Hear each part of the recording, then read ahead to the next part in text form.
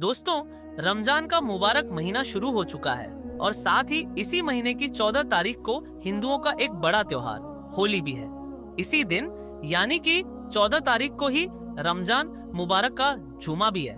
बस इसी बात को देखते हुए उत्तर प्रदेश के मुख्यमंत्री योगी आदित्यनाथ ने रमजान को लेकर अपनी तरफ से एक एडवाइजरी जारी की है और अपने 5 खास नए नियम बनाए हैं, जिनके बारे में जानना हर मुसलमान के लिए बहुत जरूरी है। आज हम आपको इसी के बारे में बताने वाले हैं कि रमजान को लेकर उत्तर प्रदेश के मुख्यमंत्री योगी आदित्यनाथ ने क्या बड़ा बयान दिया है और 5 ऐसे कौन से खास नए नियम बनाए हैं जिनको लेकर योगी सरकार ने अपने आला अधिकारियों को सख्त निर्देश दिए हैं। जानकर यकीनन आप भी हैरान रह जाओगे। इसीलिए आज का यह वीडियो आप सभी के लिए बहुत खास है। आप इसे आखिर तक जरूर देखें और आप सबसे यह गुजारिश है कि आप इस वीडियो को लाइक करें या ना करें, मगर मेहरबानी करके इसे शेयर जरूर कर दें ताकि और भी मुसलमानों के पास में यह वीडियो पहुंच जाए। तो चलिए दोस्तों, शुरू करते हैं। दोस्तों, जैसा कि आप सभी को मालूम होगा कि उत्तर प्रदेश के मुख्यमंत्री योगी आदित्यनाथ को मुसलमानों के खिलाफ अजीबोगरीब बयान देने के लिए खास जाना जाता है। जब से उत्तर प्रदेश में योगी सरकार बनी है, तब से लेकर अब तक जितने भी मुसलमानों के त्योहार आए हैं, हर बार यही संशय बना रहता है कि इस बार पता नहीं योगी सरकार की क्या एडवाइजरी जारी होगी। इस बार इस त्योहार को मनाने की हमें इजाजत मिलेगी या नहीं मिलेगी। हर बार यही संशय बना रहता है। योगी सरकार ने पहले मुहर्रम, फिर बकरा ईद, फिर ईद और अब रमजान को लेकर अपनी एडवाइजरी जारी की है और अपने 5 खास नए नियम बनाए हैं। अपने आला अधिकारियों से कहा है कि वो रमजान के महीने में इन 5 नियमों का शक्ति के साथ पालन करवाएं और अगर कोई इनकी पालना नहीं करता है तो उन पर कड़ी से कड़ी कार्रवाई की जाए। नंबर 1, भीड़ इकट्ठा ना होने पाए। दोस्तों, योगी सरकार ने अपने आला अधिकारियों को पहला सख्त निर्देश यह दिया है कि इस बार रमजान के महीने में कोई भी सड़कों पर भीड़ इकट्ठा ना करने पाए, यानी कि एक जगह पर भीड़ इकट्ठा करके ना खड़े होने पाए। खासकर 14 मार्च 2025 के दिन इस बात का विशेष ध्यान रखा जाए, क्योंकि 14 मार्च के दिन हिंदुओं का बड़ा त्योहार होली भी है और साथ ही मुसलमानों की रमजान मुबारक का जुमा भी है, यानी कि 14 मार्च के दिन जुम्मा की नमाज भी पढ़ी जाएगी। इसलिए इस दिन इस बात का खास ध्यान रखें कि कोई भी इस दिन भीड़ इकट्ठा करके ना खड़े होने पाए। ऐसा इसलिए क्योंकि हाल ही के दिनों में ऐसा देखा गया है कि हमारे देश भारत में कुछ ऐसे असामाजिक तत्व हो चुके हैं जो इस बात का फायदा उठाकर भीड़ में जाकर खड़े हो जाते हैं और फिर सांप्रदायिक माहौल खराब करने की कोशिश करते हैं। इसीलिए योगी सरकार ने इस बार रमजान के महीने में अपने आला अधिकारियों को निर्देश दिए हैं कि वे संवेदनशील इलाकों में मॉनिटरिंग करना शुरू कर दें और माहौल खराब करने वालों को किसी भी हाल में बख्शा ना जाए, उन पर कड़ी से कड़ी कार्रवाई की जाए।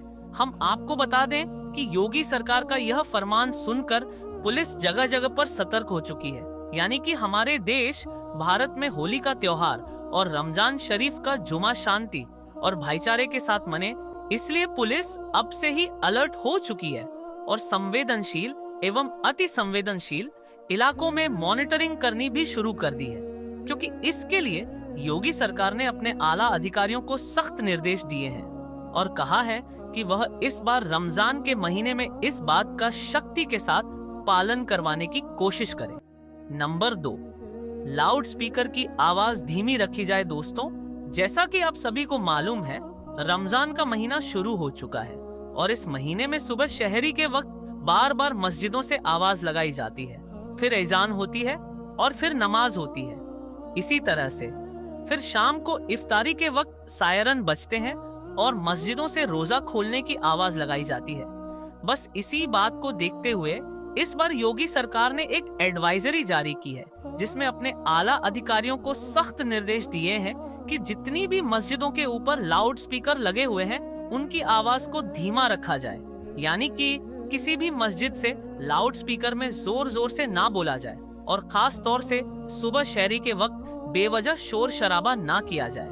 इस बात को लेकर योगी सरकार ने अपने आला अधिकारियों को सख्त निर्देश दिए हैं कि वह इस बार रमजान के महीने को लेकर किसी भी तरह की कोई अनदेखी ना करे और इस नियम का सख्ती के साथ पालन करवाया जाए। नंबर 3, ड्रोन कैमरों से नजर रखी जाए। दोस्तों, योगी सरकार ने अपने आला अधिकारियों को तीसरा सख्त निर्देश यह दिया है कि इस बार रमजान के महीने में पूरे प्रदेश में कहीं पर भी अगर कोई माहौल खराब होता है तो ऐसी जगहों पर तुरंत ही धारा 144 लगाते हुए वहां पर नियमों का सख्ती के साथ पालन करवाया जाए। और यही नहीं, तुरंत ही ऐसी जगहों पर सादी वर्दी में महिला पुलिस और अन्य पुलिस बल को तैनात किया जाए और ड्रोन कैमरों से ऐसी जगहों की खास निगरानी रखी जाए। इसका मतलब यह है कि इस बार रमजान के महीने में योगी सरकार ने अपने आला अधिकारियों को यह सख्त निर्देश दिए हैं कि इस बार रमजान के महीने में ड्रोन कैमरों से लोगों पर नजर रखी जाए और जगह जगह पुलिस को तैनात किया जाए ताकि कहीं पर भी कोई सांप्रदायिक माहौल खराब ना हो सके।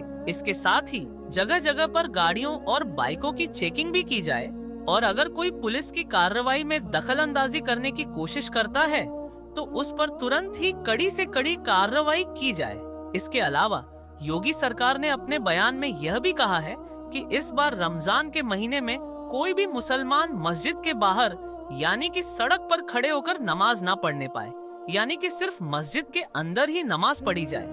अगर भीड़ ज्यादा हो रही है तो 2 बार में नमाज पढ़ ली जाए, लेकिन मस्जिद के अंदर ही पढ़ी जाए, बाहर सड़कों पर नमाज ना पढ़ी जाए। इसके लिए जितनी भी बड़ी बड़ी मस्जिदें हैं उनके आगे पुलिस की तैनाती रखी जाएगी ताकि किसी भी तरह का कोई माहौल खराब ना होने पाए। नंबर 4, सोशल मीडिया पर निगरानी रखी जाए। दोस्तों, योगी सरकार ने इस बार रमजान के महीने में अपने आला अधिकारियों के लिए चौथा फरमान यह जारी किया है कि वह इस बार रमजान के महीने में सोशल मीडिया पर 24 घंटे खास निगरानी रखें। कोई भी रमजान के महीने में सोशल मीडिया के जरिए किसी भी तरह की कोई अफवाह ना फैला पाए, यानी कि कोई भी सोशल मीडिया पर किसी भी तरह की कोई आपत्तिजनक पोस्ट ना कर पाए। और खास तौर पर 14 मार्च के दिन इस बात का विशेष ध्यान रखा जाए क्योंकि उस दिन हिंदुओं का बड़ा त्योहार होली है और मुसलमानों का रमजान का जुमा भी है। इसीलिए अगर कोई भी सोशल मीडिया पर गलत पोस्ट डालता है या अफवाह फैलाता है तो उस पर कड़ी से कड़ी कार्रवाई की जाए। और यही नहीं, इसके अलावा योगी सरकार ने अपने आला अधिकारियों को यह भी सख्त निर्देश दिए हैं कि जो लोग भड़काऊ बयान देते हैं ऐसे शरारती तत्वों के साथ जीरो टॉलरेंस अपनाया जाए। ऐसे लोगों पर खास नजर रखी जाए और फिर उन पर कड़ी से कड़ी कार्रवाई की जाए। सोशल मीडिया पर 24 घंटे निगरानी रखी जाए ताकि कोई भी शख्स रमजान और होली के मौके पर कोई अफवाह ना फैला सके और ना ही कोई आपत्तिजनक पोस्ट कर सके, यानी कि माहौल खराब करने की कोशिश करने वालों पर खास नजर रखी जाए और फिर ऐसे लोगों पर कड़ी से कड़ी कार्रवाई की जाए। नंबर 5, धर्मगुरुओं से खास अपील भी की गई है। दोस्तों, इस बार रमजान के महीने को लेकर योगी सरकार ने मुस्लिम धर्मगुरुओं से भी खास अपील की है कि वे मुसलमानों को इस बारे में समझाएं। बस इसी बात को देखते हुए लखनऊ में मौजूद इस्लामिक सेंटर ऑफ इंडिया के चेयरमैन और ईदगाह के मौलाना खालिद रशीद फिरंगी महल्ली ने भी मुसलमानों के लिए एक एडवाइजरी जारी की है। मौलाना रशीद फिरंगी महल्ली ने मुसलमानों से अपील की है कि आप रमजान के इस मुबारक महीने में नेक और अच्छे अच्छे काम करें, अपने लिए, अपने देश भारत की सलामती के लिए और आपसी भाईचारे के लिए अल्लाह ताला से दुआ करें। साथ ही मौलाना रशीद फिरंगी महल्ली ने मुसलमानों से सहरी के वक्त यानी कि सुबह के वक्त बेवजह शोर ना करने की भी अपील की है ताकि आपके पड़ोसियों और आपके मोहल्ले वालों को किसी भी तरह की कोई परेशानी ना हो, यानी कि उनका पूरी तरह से ख्याल रखा जाए। इसके अलावा मौलाना रशीद ने मुसलमानों से यह भी अपील की है कि रमजान का महीना बहुत मुबारक और बाबरकत महीना है, इसे इबादत में गुजारें। सहरी के लिए बार बार माइक में ऐलान ना किया जाए। प्यारे दोस्तों, जन्नत की सरदार हजरत बीबी फातिमा रजी अल्लाह ताला अन्हा को रोजा रखने में कितनी मुश्किलात का सामना करना पड़ा, यह सुनकर आपकी भी आंखों में आंसू आ जाएंगे। लिहाजा वीडियो को आखिर तक जरूर देखें। प्यारे दोस्तों, मदीना में रमजान की खुशियां फैल रही थी। चारों ओर सहरी की तैयारियां हो रही थी। लेकिन हजरत बीबी फातिमा रजी अल्लाह ताला अन्हा का घर शांत और निश्चित था। हजरत फातिमा रजी अल्लाह ताला अन्हा पूरी रात इबादत करने के बाद रोजा रखने के लिए सहरी खाने आगे बढ़ी, लेकिन देखा कि घर में एक बूंद पानी के अलावा कुछ भी खाने को नहीं था। उन्होंने थोड़ा पानी पिया और अल्लाह से दुआ करते हुए कहा, ए अल्लाह, मैं यह रोजा तेरी ही रजामंदी के लिए रख रही हूँ। अगर तू हमें तंगी भी देता है तो वह भी तेरी रहमत है। जैसे ही यह दुआ खत्म हुई, मस्जिद ए नबवी से फज्र की मधुर अजान की आवाज गूंजने लगी, जो मानो पूरे मदीना को इबादत के लिए जगा रही थी। फज्र की नमाज अदा हो चुकी थी। मदीना के आसमान में सूरज झांकने लगा था। कुछ साहबा मस्जिद ए नबवी से बाहर निकल रहे थे और कुछ व्यापारी रोजी रोटी कमाने के लिए निकल पड़े थे। इसी बीच हजरत अली रजी अल्लाह ताला अन्हु काम की तलाश में घर से बाहर निकले। इधर जैसे जैसे सुबह आगे बढ़ रही थी, वैसे वैसे भूख की तड़प भी बढ़ती जा रही थी। हजरत फातिमा रजी अल्लाह ताला अन्हा ने भी तो पानी के अलावा कुछ नहीं खाया था, फिर भी वह घर के एक कोने में बैठकर अल्लाह की इबादत कर रही थी। इसी समय छोटे हसन और हुसैन रजी अल्लाह ताला अन्हुमा उनकी तरफ आए और मासूम आवाज में बोले, अम्मी जान, हमें बहुत भूख लगी है, हमें कुछ खाने को दो, अब तो भूख सहन नहीं हो रही। यह सुनकर हजरत फातिमा रजी अल्लाह ताला अन्हा की आंखों के कोने नम हो गए, दिल कराह उठा, लेकिन वह कुछ कह नहीं सकी। फिर भी अपने बच्चों के सामने मुस्कुराकर बोली, बेटा, ये दुनिया तो बस एक इम्तिहान है, थोड़ा सब्र करो, इंशाअल्लाह तुम्हारे अब्बा जान कुछ खाना लेकर आएंगे।